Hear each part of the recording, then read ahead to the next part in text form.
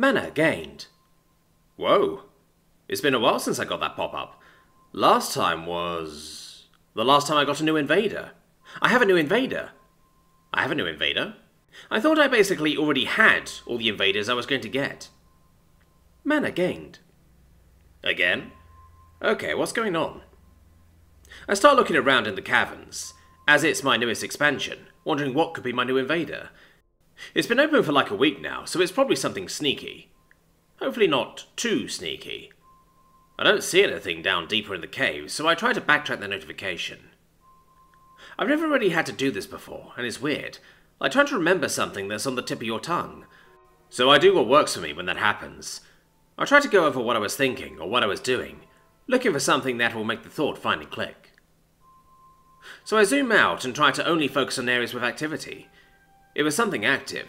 That ping happens when my denizens kill some new invader. So who's looking busy? Well, everyone, more or less. Who's doing something different then? Rats? No. Snakes? No. Select sprites? No. And I should probably upgrade their spawner again, come to think of it. Spiders? Maybe. Something feels weird with them. I zoom in on the webs nearest the caverns, and after a couple minutes I finally track it down. My spiders are called a mosquito. Just when I thought wasps were the worst, mosquitoes had to show up, or remind me whose throne it is. Ugh, I hate mosquitoes. Thankfully they're pretty small, so I start nudging my various small spiders to head into the caverns and keep the little vampire bugs at bay. Speaking of spiders, I check in on my Spiderkin enclave and notice they've nabbed a few mosquitoes too, but these ones are about the size of Timo. Thankfully, the denizens for now are handling the dire mosquitoes well. I listen in for a few minutes, and the general consensus seems to be not bad, needs a bit of pepper, kinda gamey. Cave lobsters are tastier. I think they're going to hunt and eat them as a backup to the lobsters, as they're still getting them all settled in and trying to work properly. I'm probably going to ask Yvonne to give them a hand with that once she gets back. I think she's more an expert on life above the ground, but she'll probably know at least something about domestication. I reluctantly take a closer look at the dire mosquito, and yep, that's a big mosquito. Oddly though, I don't think it was one of the mana pings. I get mana from the technically still Aranya killing them, but I guess the notifications just count them as big mosquitoes, or it counts the smaller ones as tiny dire ones. Before I can try to track down the other ping, I can feel my protege having a bit of a panic attack. When I look over at her area, I can see why. One of my wolves has dispatched I don't know what. It makes me think of an amalgamation of a ferret and a badger, with just a dash of fox in there for flavour. Whatever it was, I'm pretty sure it's the new invader, seeing as there's several dead cave buddies around Violet's little area too. I take a few minutes to focus back on the notification, and I'm pretty sure these things are the largest mana per kill invader I've encountered so far. It looks like I've got the lion's share of the mana for that, but it's still a good windfall for Violet, even with my cut taken out. I don't bother Timo with trying to talk to her right now. She's a bit shook up, but not in any danger. She is a bit sad about the buddies going without producing her any mana, though. I just give her a quest to upgrade her centipedes a bit more, at least to where she can choose a specialization. I also try to impress on her that expanding would be a bad idea, even with the discount from Coda. She'll be getting another invader when she expands, so she better be ready to handle this one before she goes and adds another. Part of why I don't bother Timo is because I have him setting up for a couple of experiments to try to figure out how his shortcuts work. I actually drag in Leo, Grim and Poe to help. I have an inkling of what might be going on, but I need bigger people to be able to test it. The three aren't upset about being asked to join the experiment, but they all seem a bit confused at what I want them to do. Yes, guys, that's what he wants you all to do. Just go through this shortcut together, and I'll come get you each after, one by one, repeats Timo, also clueless as to what I'm trying to discover here. I've tried to explain it a bit, but his attention wanders pretty quickly.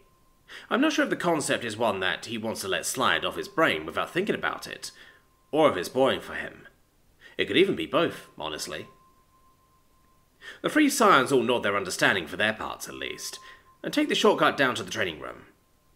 I wonder if that room will eventually become an official training room, if I keep having Fluffles and Rocky work in there. I still want to make Rocky's boss chamber look like a boxing ring, But I still need a place with a boxing gym for him to practice. And if he's getting to practice, I should accommodate the others too. Anyhow, back to the experiment. I tell Timo to take a separate shortcut, and tell Leo to come back using the shortcut he took to get to the training room. My warden still looks confused about what I want, but doesn't argue. Once he's back in the war room, I get Timo to ask him a couple questions. The boss wants to know how much room you had when travelling as a group. A couple growls and yips later, Timo translates for me. He says it felt like the wall was just slightly further away than he could reach, and same with the ceiling. And when returning by himself? Leo tilts his head when Timo relays my question, and clearly thinks for a few moments before answering. He says it was the same, like the walls and ceiling were just out of reach, relays Timo, now looking really confused. I'm trying not to groan at that revelation, and instead ask him to bring Grim back. He gets the same questions and gives the same answers, which only confuses Timo and Leo more, but confirms my suspicions all the more. I have my voice go get Poe, and tell him to fly through the shortcut instead of just walking. And then he gets the same questions, and gives the same answers. That leaves me with 4 confused scions, and 1 annoying result of the test. I think distance in the shortcuts is subjective rather than objective. That means instead of something being a definitive X feet away, it is simply over there. That's why I couldn't get Timo to notice the change in pressure and temperature when he makes the shortcuts. He's technically not messing with the volume at all. Trying to consider the math makes even my non-existent head hurt though, so I don't think too hard about it. Is teaching me a new magic a dud then, boss? Asked Timo, a bit disappointed. Heck no, it just means we need a different approach. I'll find a hat and figure out how to eat it, if a bag of holding isn't spatial magic. And they definitely do have a defined interior volume. I think the shortcuts are more like balloons, but with a constant volume, instead of a mostly constant pressure. It makes me glad we didn't get one to pop while anyone was inside. I don't know if them popping is even a thing, but I'm in no rush to try to test the limits and find out. Anyhow, Timo, you're going to be spending a bit of time with Thing. Ask him to get a good schedule going, so you two can work on making a bag of holding. We still have that one from Tal to compare with. I want you to fill the thing out and how it works, and how it's different from your shortcuts.